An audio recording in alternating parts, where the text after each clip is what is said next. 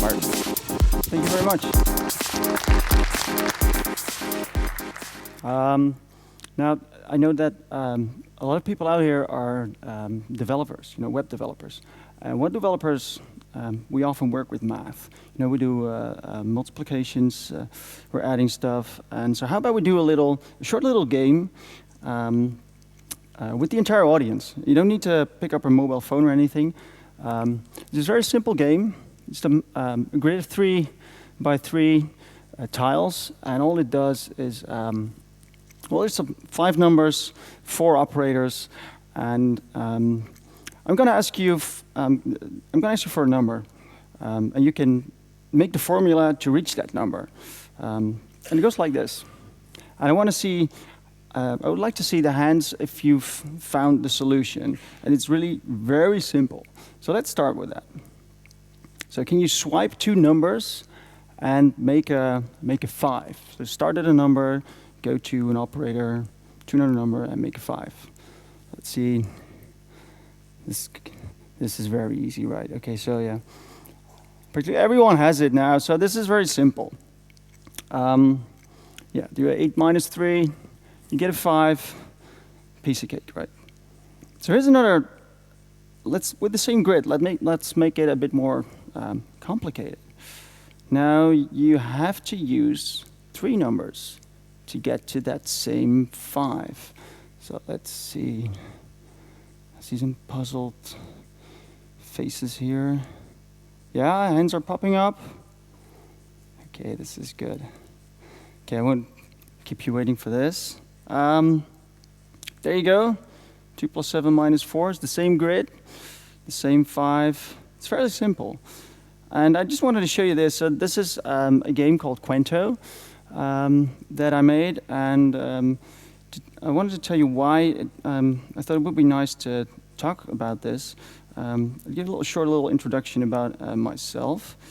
My name is Martin Kool, and I'm a highly skilled and trained professional in the art of Princess Leia towel folding. And my company, we're a web development company, and we offer trainings in this. It'll take you 3 days.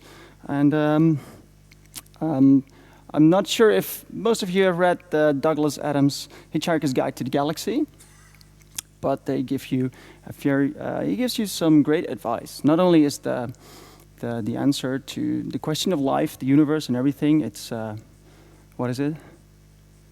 Of course, it's 42. And the one thing that you should always be carrying around with you is, if we look ahead, it's not a device like this. It's a towel. But I won't bore you again with towels.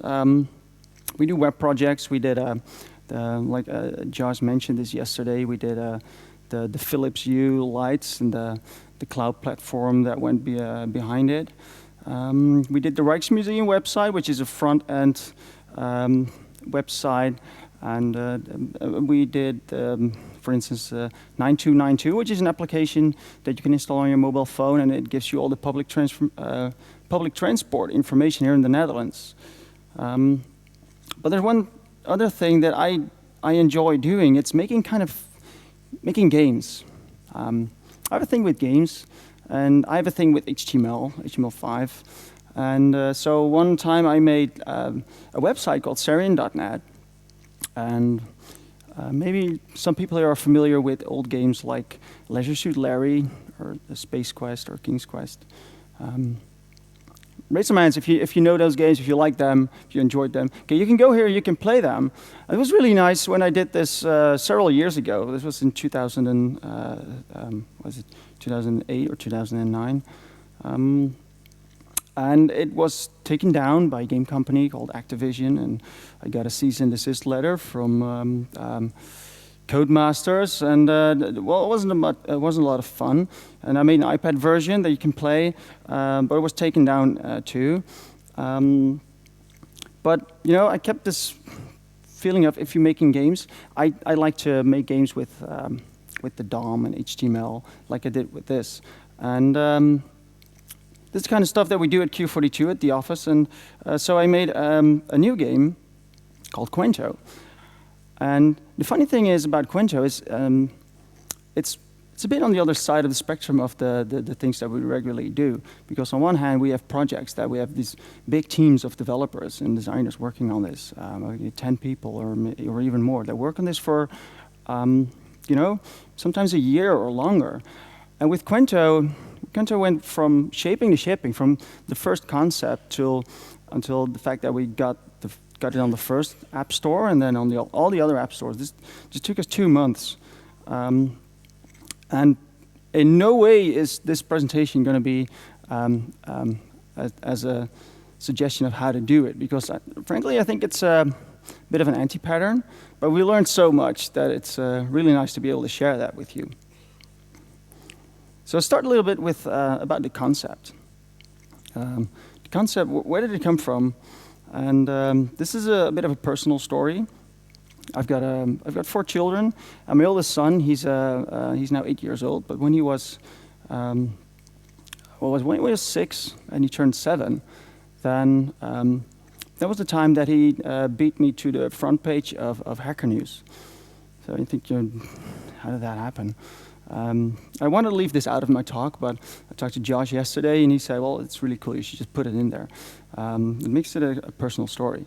Because my son, he has this thing with math, and he short hair, glasses, so totally unlike me, of course. And what he likes, when he plays a game, he doesn't want the game to be stressful. He doesn't want to be able to die. So he cries when he plays Mario. He doesn't want to touch it ever again. But he plays these logic games. And at the time, he was playing a game called Edge. And I'm not sure if you're familiar with it. And I'm sorry I don't have any screenshots. But it's you're playing a cube. You're going around and completing levels. And you have all the time in the world. So when my son wasn't playing that game, he was building that game in Lego. So I thought, it's his birthday. It's coming up. So maybe I can get him some material, like a T-shirt about Edge, or I don't know, like a card or a poster. So I contacted the creators of the game. They were a Dutch game development company called Two Tribes. So I asked them, hey, do you have any material for my son's birthday? Because, he makes the levels in Lego, and I've played them a million times, as a dad. Yeah, okay, I'll move around this block, and there's stuff moving. But it was really cool. And they said, well, why doesn't he come over and take his best Lego level, and we'll implement it in the real game. And I thought, well, that's so great that's the best birthday present a little guy can get. So we took him there, and they made this level.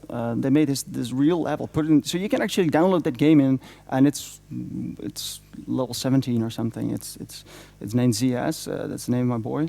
And I thought that's a great gift for a kid, to get that.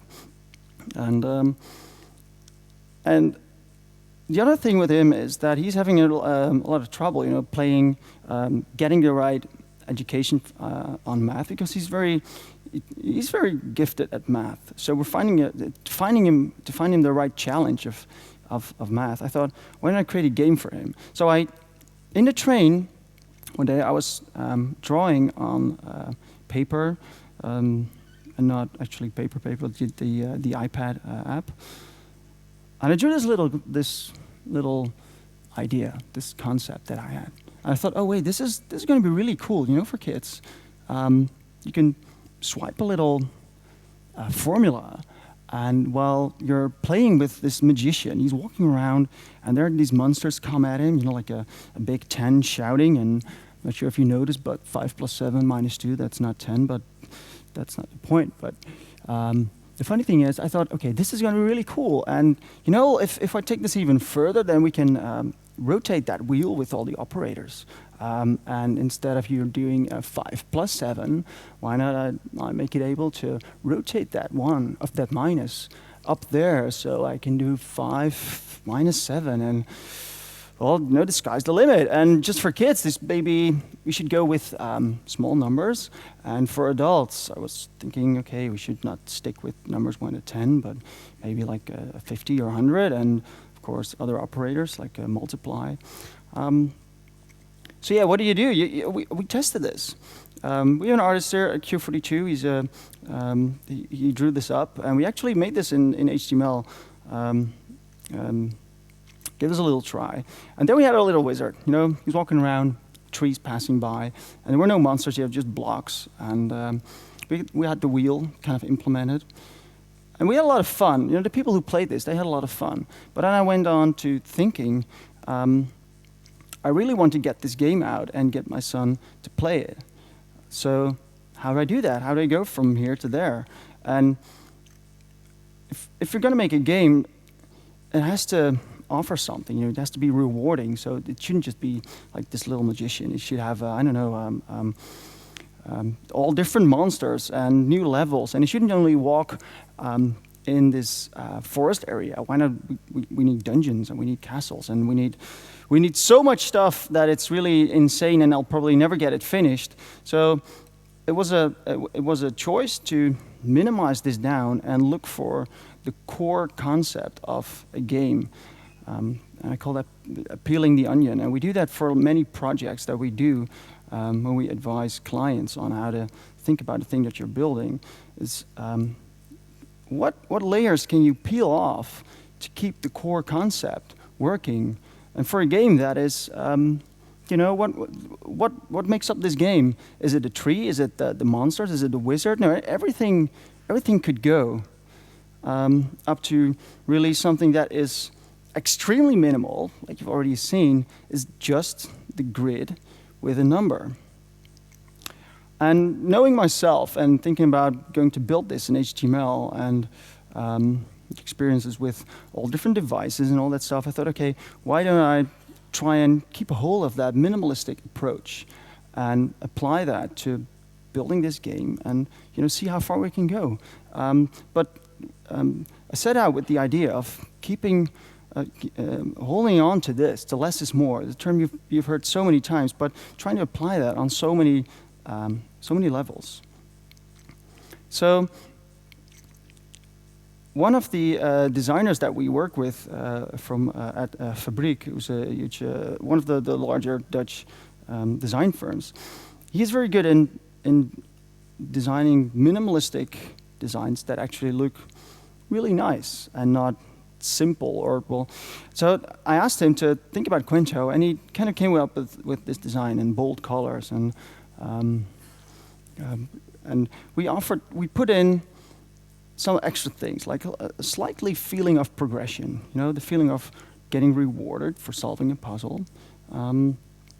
Like we have these tiny little stars that you get there, like 2 stars.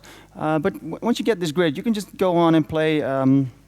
You can hunt that. You can solve the 12. You can solve the 6. You can even do that more difficult puzzle 4. And I probably know that if you look at this slide, you can actually do this puzzle right now without even having a phone.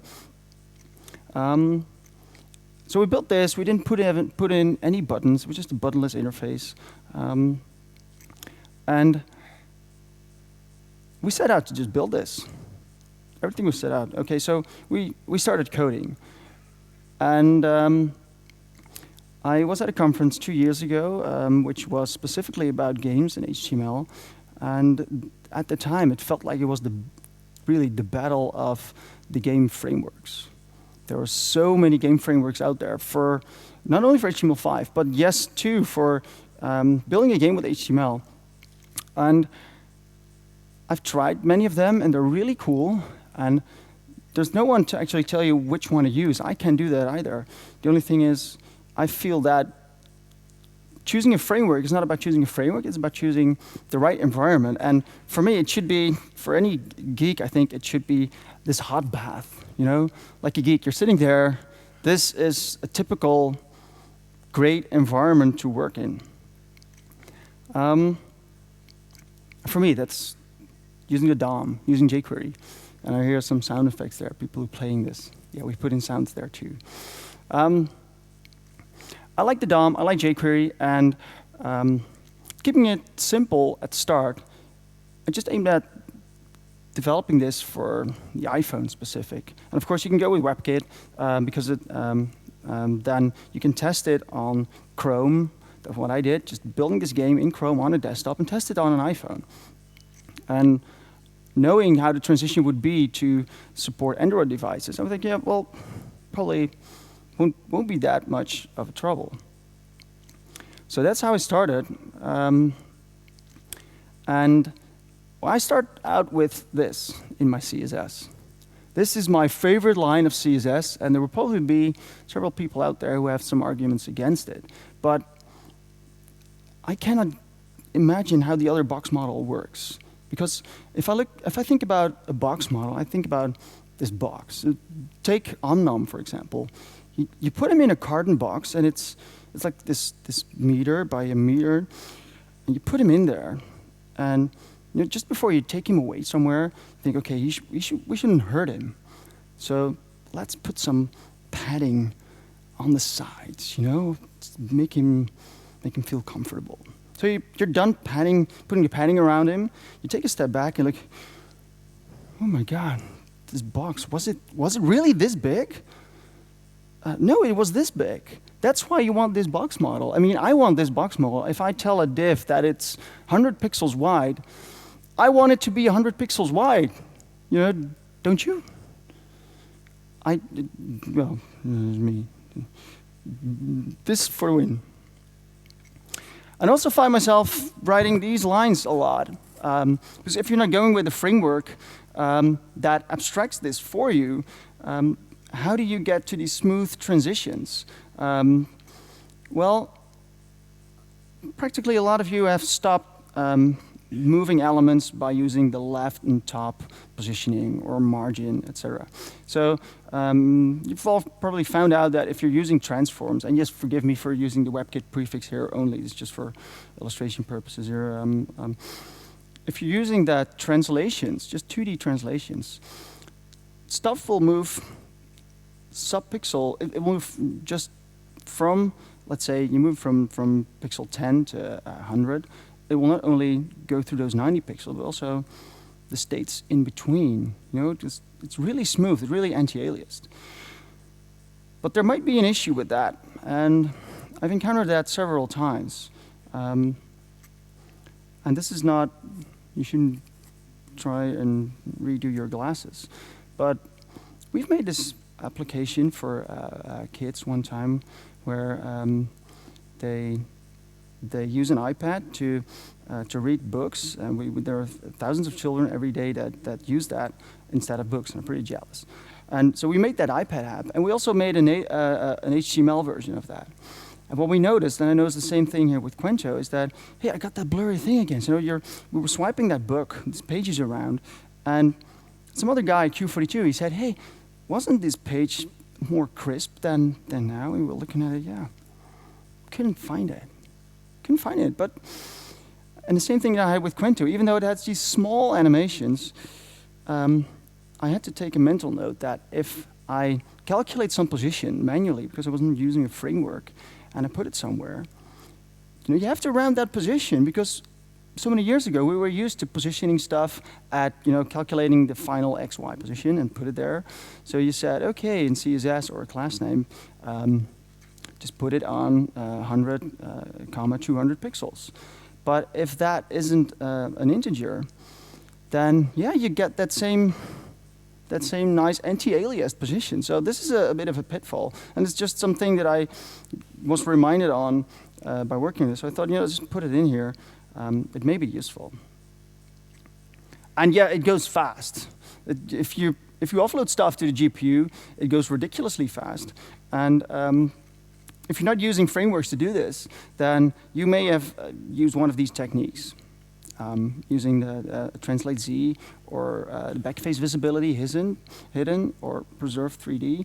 And now they all have to do with 3D transformations. So you have an element and you want to have some perspective looking at it, and if it goes like this and you can flip it, if you're working with that, then WebKit will offload that to the GPU, and it will get hardware accelerated. And it goes really fast, really smooth.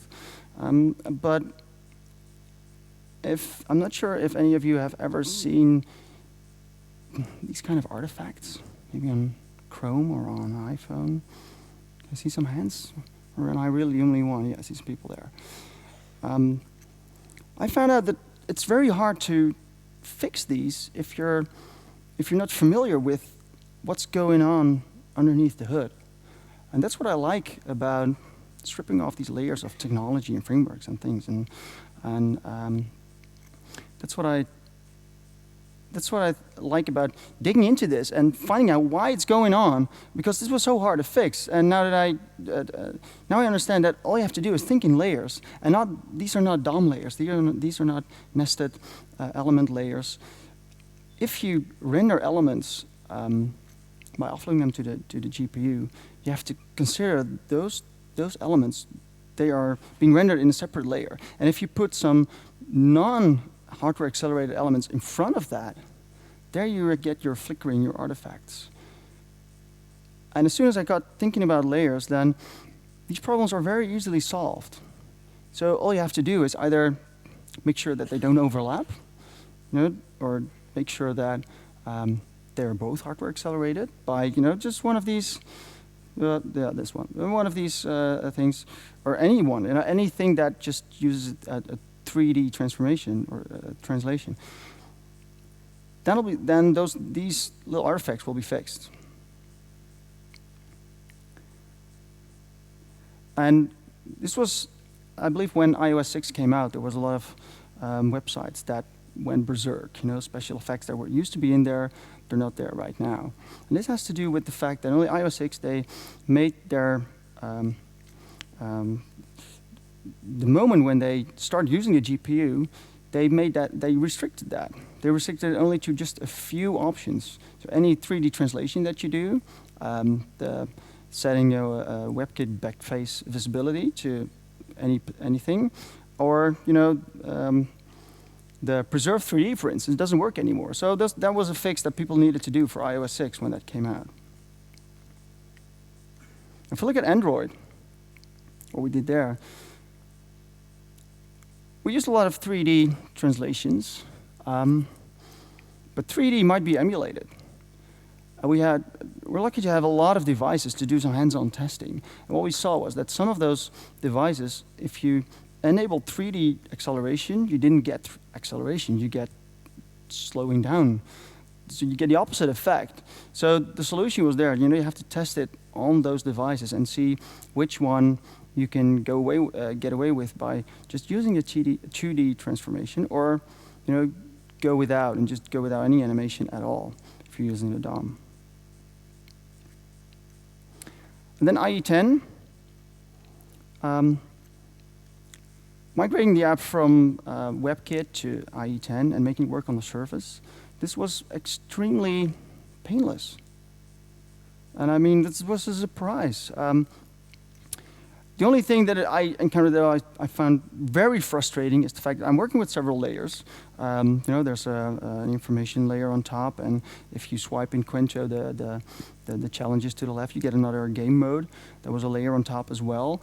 But as soon as I made it like this, that if you swipe, then that layer was already there, but we would change the opacity. But in IE10, these touch events weren't fired because this thing doesn't work. Pointer events none. I'm sorry. Do you know what it does? It makes sure that you get an element. If you tell it pointer events are none, you can just click through it as if it's not there. So this is so handy, but IE doesn't have it. IE10 and IE9 and 8 and 6 and. And there was another thing for IE10. I didn't put it in a slide, but it's exactly what Peter Paul described. To get this touch events working on IE10, you need to set that MS pointer action to none. Touch your mouse? Both. It was a small little thing, but a friend of mine, he had this, I think he has exactly this laptop, or they call it a convertible. He said, Martin, Quento works, but only with touch. And that's because I checked if the device was supporting touch, and I specifically went on to do stuff for touch devices. So I ruled out the mouse, but I had to support them both. So I had to think about, okay, we need to do that. And then, while developing it, I used at first the Web Audio API, just testing it in Chrome. It works very nice, but you have this latency on mobiles. But I thought, that's not a problem. So it works on a desktop, on Chrome. So why don't I? We're gonna wrap this up as an app anyway. So we're gonna use the native audio library that this wrapper of the app provides us. So of course, if you're going to wrap an HTML5 app, you're all, of course, going with PhoneGap. So so did we. PhoneGap is really awesome. It's so amazing what it does. Now, seriously, it does so many good things, and we use it for many of our projects. But the one thing that the reason why we didn't use it here is that the PhoneGap uses the AV audio library that Xcode provides for if you're working on an iOS game, and it still had the same latency. So, you were putting the finger on the screen, and just milliseconds after, you'd hear the sound. We didn't want to go with that. So what we did is we kind of thought about, okay, why don't we time frame this little research that we're going to do and build our own little wrapper? It's really silly, of course, but how hard can it be? So we set out the things that we needed. Well, we needed a web view, we needed native to talk to web view and vice versa. We wanted low latency sound effects, control rotation, the usual stuff. Shake, data storage. So talking from a native wrapper to your web view is really nothing more than loading a URL. It's setting JavaScript, blah, and it works. So your web view knows it. And the other way around, if you just, from JavaScript, if you change that URL to your own protocol with whatever you want, all that Xcode needs to do is just catch that and do nothing with it. So you have, and there's a little bit more details to it, but this is the whole idea. So when we set that up, then we get everything working. So we got the game, we got a web view, we got the touch stuff, and so then we had to move on to sound effects. And this is one great open source library. It's called Finch. This is low latency. We used it and problem solved. And it used the same API, actually, as the ones we were used to. So this didn't require any code change whatsoever. We just put it in with sound effects that they played immediately, which was really cool.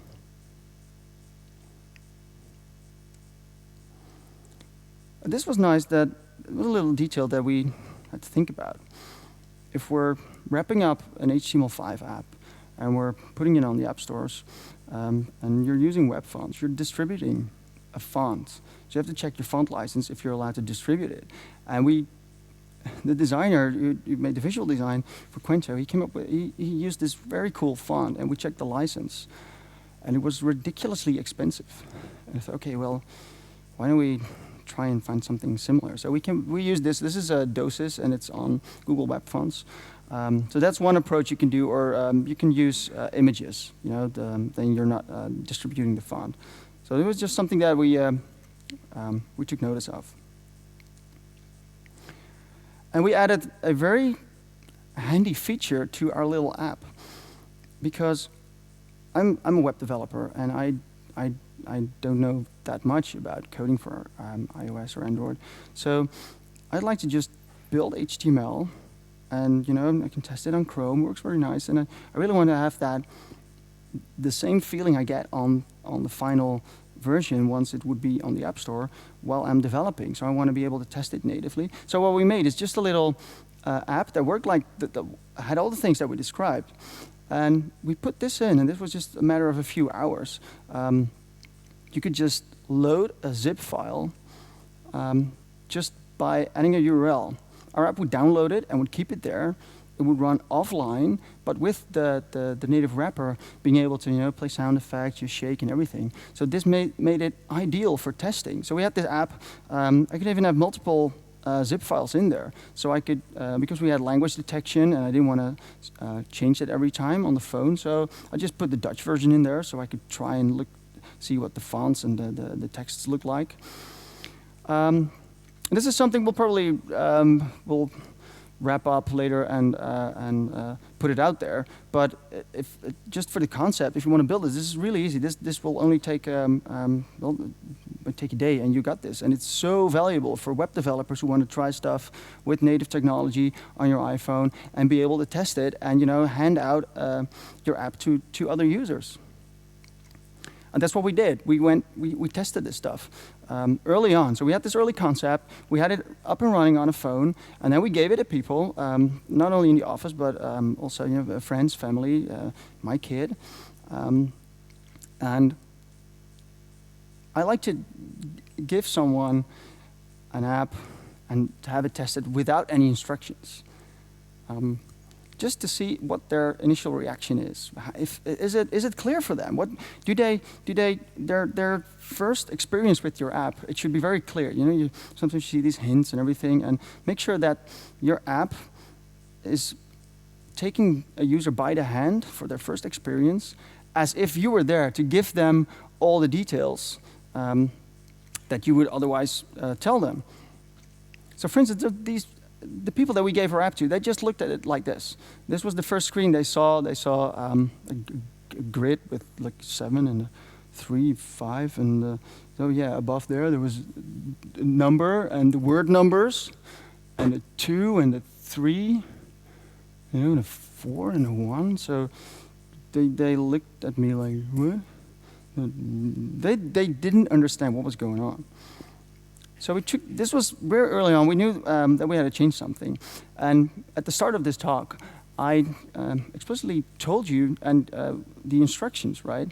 I even put it up there because that's the only way that you can present someone the user experience that you want them to have. They need to have that information. So what do we do to change that? Well, at first, when you start the game, you'll see the same grid. We put the name Quento on there, and it says the word, swipe Quento. Duh. This is probably we're spoon feeding it to you, and there was only one reaction of a mom from someone at the office who didn't know what swiping meant. But that was it. So the rest all knew what this was. And if we didn't want to, we even gave a little hint. So this Quento is just highlighting around. So you know what to do. So the funny thing is, with just a small little thing like that, you can hint users towards the core of the usage of the app. And then we did another thing. We wanted to give them the game like it is, exactly like it is, but just put these small words in, like make a 12 and use 2 numbers. The small little copy details will definitely help users to understand it. And once you've completed that, if you wait a while, if you can find it, we will even give you the hint for the first solution. It's okay, it's 8 plus 4. And you can go on and fix those 3, get those 3 stars, and afterwards you would get, it will move around. Yeah, I'm terrible at making presentations, so these are all static images. But the stuff here at the top that would move to the side, and the words maker and how many numbers, they fell off. You don't need them. It's just one time that you need them. And we even highlight the fact that this new puzzle that you require 3 numbers. So we didn't change much after that. We just went for app submission. We submitted it to the App Store, and of course, it got rejected. So why? Well, think about it. You're an app reviewer. You're getting this game, and you have to do so many games that you review every day. And our app had a small in-app purchase, because the idea behind it was I wanted to be able to, I I want it to be free for children, so the puzzles with 2 and 3 numbers were just free. And if you're really a die-hard player and you want to have more difficulty, you could buy the 4 and 5 puzzles. But if you're a reviewer, they have to review the way you can get to the in a purchase. So the reviewer starts up the game and says, okay, yeah, make it 12, 2 numbers. Yeah, I got 10 minutes to review this app, or maybe 5. And well, let's go and let's do, okay, 12. And so he made 12, and then he did the other one and the other one. And so I thought, okay, finally. And then he got, hey, you know, let's do this with 3 numbers. Let's go. And so the app reviewers, they're like, what? So, yeah, it got rejected. We thought, okay, how can we explain this to him, what he should do? So we made this little screen, and we uploaded it to the App Store. There's a place where you can add extra information. We thought, okay, this should be pretty clear. You know, hey, dear app reviewer. So if you swipe that, and I'm sorry that it's Dutch, because I think it was Dutch at the moment for him too.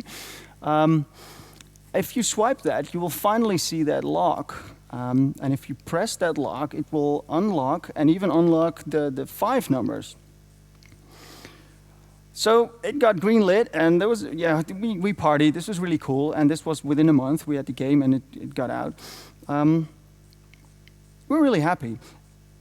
And while we're at the topic of app submission, let's talk about briefly about Android. That no problem. Windows 8. No problem. And then we tried the Mac App Store, and it was just rejected first time for, we called it Apple Mac. They said, well, you don't use Apple brands, okay. And then they said, hey, you know, where's my Restore Purchases button? And yeah, we didn't put it in there. And funny enough, they required it for the Mac and not for iOS. So speaking of swampy, and the where's my kind of thing, let's go over to the initial user feedback that we got and do a little quiz.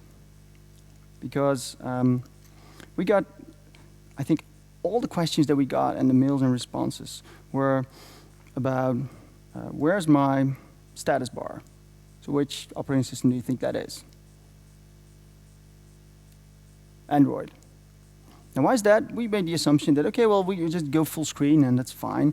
But there's a difference, of course, because the notification system in Android relies much more on the use of the status bar, and we hit it. So, yeah, we shouldn't do that.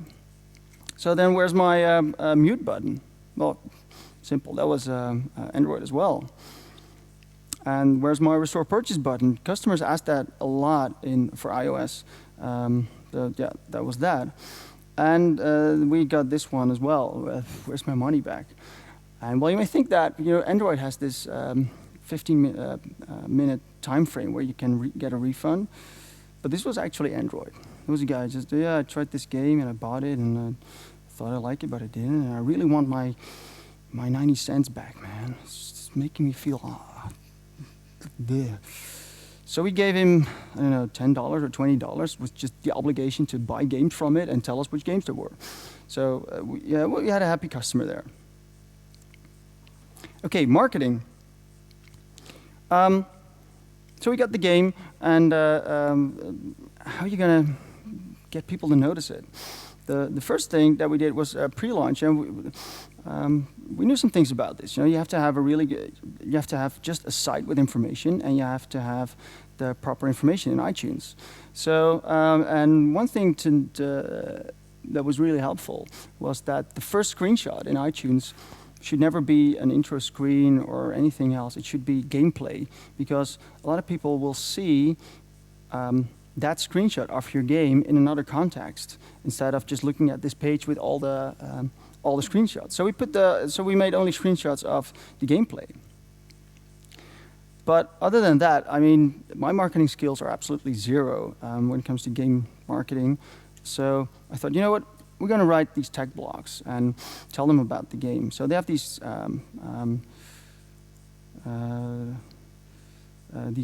forms that you can fill out. So we did that, told them about the game, and the response was absolutely zero. So I think, okay, this is bit of a bummer. But at the time there was a Hacker News. Some guy posted his new service, and at the time it had some other name. I don't care. Well, right now it's called Pitch Pigeon, and what they do is they notify all the tag blocks out there about your game, and they have these carefully crafted mail templates that will tell everyone, hey, this is a game, or this is an app, or even this is a company that we want to tell you about, just the details. It gets all the screenshots for you, and it costs, I don't know, $80 or something. So, and this just launched. I think, let's give it a try. I mean, this will probably get much more result than I did, but the result was, that again. So it was a bit sad. So I do write a lot of blog posts. I wrote some blog posts again about it, and posted in forums, and the result was absolutely 0 again. So you get a little like, oh, where do you go from there, And then I thought, okay, so I once made these HTML5 games, and they had quite some media attention because they were HTML5, and then because they were on the iPad, and there were people who said, hey, so you can play games on the iPad full screen and circumvent the App Store? That's nice. So what I did, I just sent all those people a very small personal mail, the people that I had been in contact with. Said, hey, this is me, I made a game, would you like to try it out? Just like that. And I don't know why, but this caught on. So it was on Cult of Mac and Mashable and some more. And we were surprised to see this. And especially This Game Sucks, which is really, it's not This Game Sucks, by the way, it's This Game's UX. And it was a reviewer who reviewed the game, and he said, well, if I shake the game and it just gives you a new board, and that's pretty drastic, we don't want that. So. But then he did another review, and he said, well, there's a lot of other things that are interesting about the user experience, the little things that that you have to swipe Quinto to unlock it, and there's even a joke if you swipe Q42, that's possible. You get a little joke there. So we reviewed it on a UX from the UX angle. It was really nice. So right now it's being played 2,000 times a day, and the funny thing is that before we went live, I wanted to get some information about, how do apps sell and games sell, and what is the revenue like? Could you live off it? Probably not, but there are no success stories. Nobody shares this information. So I thought, might as well be one of the first to just give you all the information about how it went. So we got like 2,000 players every day right now. And we've reached 100,000 downloads. And yes, we were the top grossing #1 game. So yeah. But if you think this is the situation, then you're wrong, because the game starts out with being free. And there's an in-app purchase that is 99 cents. So, and of all the downloads, this is how many people are actually buying the game. So iOS, we got 8% of the people who buys that game, Android 3, Mac, and Windows, and Chrome. Yeah, we had a lot of trouble. Being a Dutch developer, we couldn't get the payments up and running. If you're a US citizen, it's fairly easy, and for Dutch people, it's impossible. So we just put the entire game out there, so they can buy it. So it's free. If you don't want to buy the game, just go to the Chrome Web Store and play it. It's free. One other thing that's funny is that even though iOS, that a lot of people on iOS buy it, but the majority of people download it on Android. And these, I've been able to find some statistics about this, and these look like the statistics that I've seen from other games and apps. But I thought I'd share that with you.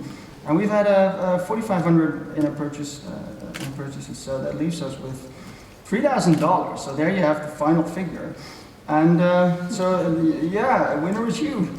But I mean, this is, and the funny thing is, it feels like a winner is you because it's not about a financial thing. Because I set out to make a game for my boy, and he really loves it. And not only he loves it, I mean, there's so many other kids out there. I mean, just my other kids love it, and we get a lot of emails from parents and teachers, and they use it at school on digiboards and just to start the math class with. And just this response has made it so worthwhile. You know, it's really amazing to be able to make something and see that people like it. And for the Dutch people, this is nice. As you can see, you were able to play that game without even playing it on a mobile phone. You could just play it by looking at a screen. So it translates to paper fairly well. I hear a nice sound there.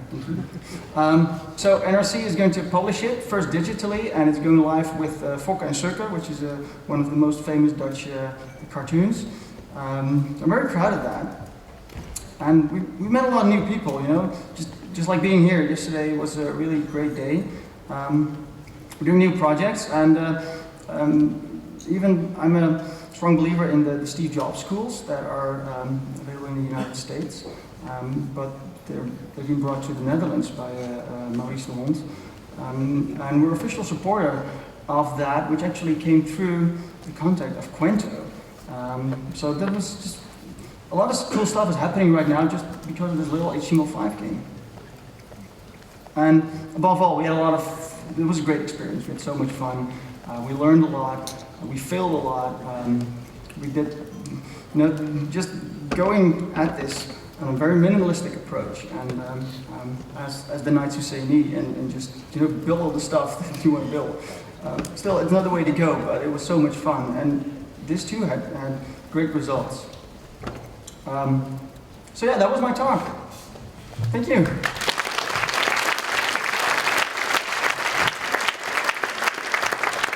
You can download the game there on Quento.com and you have the app stores, and follow me on Twitter if you like, and I'll be answering questions there. Thanks, Martin. So I like the onion, the peeling back the onion thing, especially with all the conversation that occurred just about every presentation has touched on the performance thing. The getting to the core thing applies to so much more than just, you know, like the user interface, everything. I like that narrative quite a bit. So why, just out of curiosity, have you ever developed any sort of native games? Or is it primarily? No, we're working on a native game right now, but we're doing that with a team with some native developers. So I'm just a conceptual guy in designing the game. And we're using HTML for prototyping. We're just trying some stuff out and you know, designing some screen flows.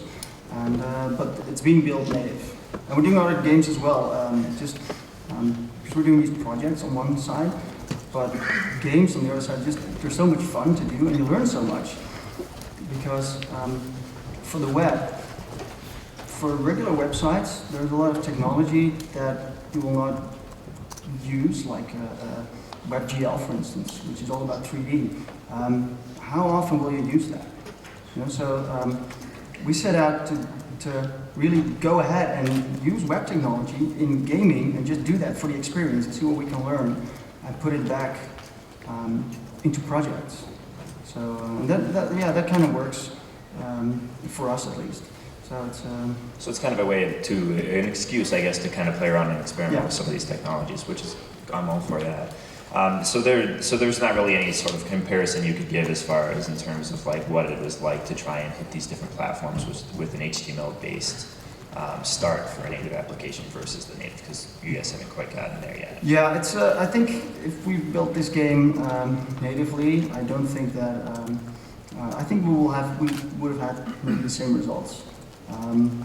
But when I started out, you know, prototyping this and trying to get the game idea right, you know, I was working in HTML because that's the way I start, and I thought, okay, everyone at the office was pretty booked. We had so many projects going on, so little time. So I thought, you know, I'm going to do this in some evening hours and some weekends and have fun on that. So then I'm just using the technology that I like and go for the DOM. But yeah, I think that HTML5 wasn't the.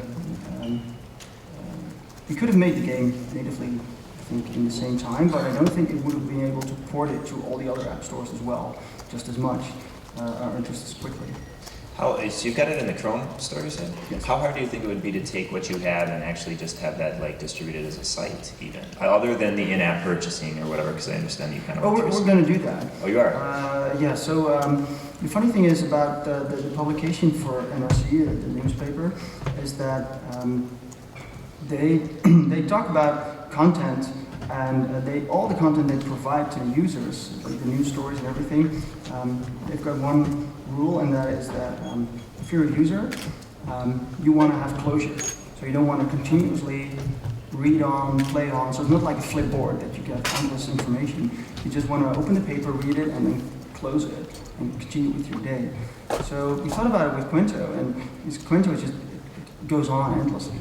And you can just pick it up for a small gameplay session. But we made a few changes to make it a daily Quinto, so you start out with the puzzles with 2 numbers, and then 3 and 4 and 5. And once you've reached that, you're done for the day, and there will be a new puzzle tomorrow. So that's the thing that we're going to be distributing pretty soon, and we'll see how it goes from there. That's interesting. So that's another advantage then. You get to port it and actually distribute it via the web, which is the biggest distribution platform that there is. So the other thing I thought it was interesting was the discussion of going from the instructions thing and having the swipes and giving the affordances that this is what's happening. That's an interesting area, I think, in touch, because it seems like a lot of the touch interactions and a lot of the, we rely on this, kind of this NUI interface, this natural user interface and stuff like that. But sometimes we get a little carried away and we forget that we have to give the little, the hints of what's going to happen. Are there any other, is that something that you've been trying to consciously implement in your other applications and sites now as well that you're doing to give these sort of affordances and let people know what they can do a little bit? Yeah, well, it's being in this field of work, I work a lot with experienced designers, and it's been a term around for a few years. And, but you learn a lot from that. I mean, I'm a developer, but you get to you get to cherry pick the ideas from the teachers around us, and you try to apply them on these little things. So even if you look at Quinto, like the basics, if you strip it down, it's just a grid with a number above it. But there's so many little details that you'd often forget. But, for instance, I didn't even mention it here, but if you give it to people, even if you tell them to swipe, they'll start tapping. So you have to think about making tap support. So, and then you get a completely different way of working with the same application that is just 9 tiles. Tapping a tile and then untapping it, and what if you tap and start swiping, and because you see the solution. So there's just so many details that you can do with doing a small thing like this, and it's nice to be able to implement all the things that you learn from other people, put in a small package to kind of game like this. So you kind of lived PPK's touch talk then, dealing with all the tapping and everything like that. There was a question as to how you were tracking you-usage and stuff like that in Quinto. What were you using to keep track of that? What we're doing is as soon as we launch the game, we get spammed on a daily basis by all these application framework people that want to offer stuff, and so we didn't want to go with any of that and just keep our application insane. So what we did is we had to be able to create promotions and do that when people play a game or start the game. So we've got our server up and running, so we can do some specific changes and allow, for instance, a promotion to go live or go down again. So we get some basic statistics that you can implement only if people are starting the game or playing the game. And if you're offline, we just keep that information, and if possible, we send it back. Well, thank you, Martin. It was an excellent talk. It's always interesting to hear somebody else's process, and it was great to get the full spectrum as well, from start all the way through actually marketing and distribution and stuff. So thank you. Great.